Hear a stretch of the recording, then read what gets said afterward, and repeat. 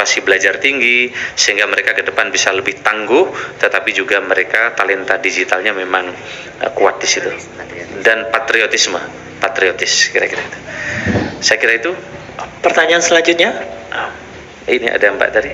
Ya. Izin Pak, mau mendalami tadi yang soal tunjangan khusus, kan ada 2 opsi yang akan diserahkan ke Presiden. Boleh dijelasin lagi nggak opsinya tuh apa, dan kira-kira pertimbangan untuk memilih setiap opsinya itu seperti apa? Sama yang soal hunian di IKN, itu udah ada range-nya belum Pak? Tapi kira-kira harganya sekian, untuk eselon berapa, kategorinya juga seperti apa Pak? Terima kasih. Baik, makasih. Kalau saya sampaikan di sini nggak perlu ratas dong. Jadi kita sudah siapkan 4 opsi, nanti kami sampaikan di ratas. Hasilnya aja nanti saya sampaikan kepada. Jadi ada 4 opsi yang kita siapin. Kemarin kita sudah diskusi, nanti mohon maaf saya sampaikan setelah di ratas, nanti saya sampaikan. Nah, terkait dengan apartemen itu tidak bayar, ya. Apartemen ini disiapkan oleh pemerintah. Yang pindah di tahap awal ini menurut saya banyak sekali dapat kelebihan. Pertama, apartemennya luasnya 98 meter persegi, view-nya bagus, titiknya strategis. Jadi yang pindah pertama dia akan mendapatkan fasilitas apartemennya bagus, luas, dan lokasinya strategis. Jadi view-nya itu 180 derajat lihat up. Jadi ASN insya Allah lebih fresh di sana. Apalagi nanti di sana tidak ada lagi mobil yang bukan mobil listrik. Mbaknya punya mobil Mercy pun kalau nggak listrik nggak boleh masuk. Jadi di situ memang sangat segar, dan kemarin Pak Menteri PU lapor kepada Pak Presiden, jalannya itu kalau nggak salah akan ada 9 lajur, ya, sehingga cukup besar, sehingga jalur itu selain untuk kegiatan di IKN itu direncanakan oleh Bapak Presiden setiap bulan akan ada festival budaya, sehingga bisa menjadi pertemuan kebudayaan nasional dan internasional di IKN. Dan kemarin progres terbaru dari Pak Mensesnek, di setiap apartemen di bawah segera akan ada sekolah-sekolah sebagai daya dukung bagi putra-putri ASN yang akan pindah, mulai TK, SD, SMP, SMA yang unggulan yang sedang segera dipersiapkan oleh pemerintah. Saya kira itu.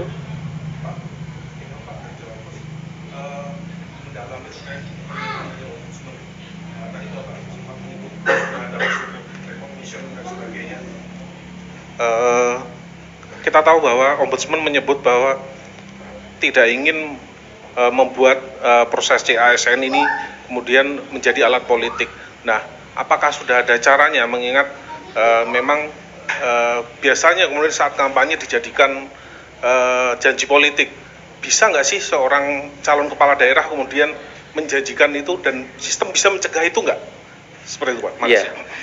Saya kira Presiden kan sudah mengumumkan di Januari kemarin bahwa akan ada formasi 2,3 juta, udah jelas. Dan akan ada penyelesaian tenaga non-ASN itu 1,7 juta. Dan kita juga sudah umumkan bahwa data non-ASN yang bisa diselesaikan adalah harus sudah masuk di database BKN. Yang tidak ada di database BKN tidak bisa diselesaikan. Jadi dikunci di situ.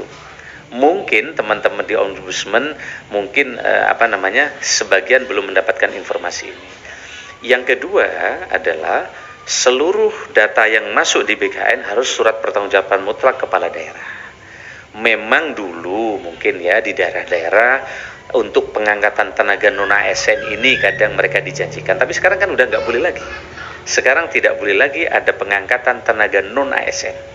Ya, jika ada pengangkatan tenaga non-ASN itu menyalahi undang-undang, menyalahi aturan. Sehingga para kepala daerah yang berjanji akan kampanye, mereka tidak bisa lagi ngangkat, kecuali nanti mereka yang meninggal, yang mengundurkan diri itu bisa diisi, itu pun nanti prosesnya akan sangat ketat. Untuk seleksi CPNS tidak mungkin, tidak ada celah. Karena semua masyarakat sekarang bisa mendaftar dan masyarakat bisa mengontrol siapa yang diterima, dan mereka juga langsung bisa tahu hasil tes seleksi. KPK saja tes di tempat kami, begitu juga Akmil, kemudian Kemlu, para diplomat sekarang sangat ketat karena tesnya juga ikut di tempat kami, begitu juga Kejaksaan Agung, Mahkamah Agung, Yang tahun ini Kejaksaan Agung kita beri formasi cukup besar, yaitu 44.000.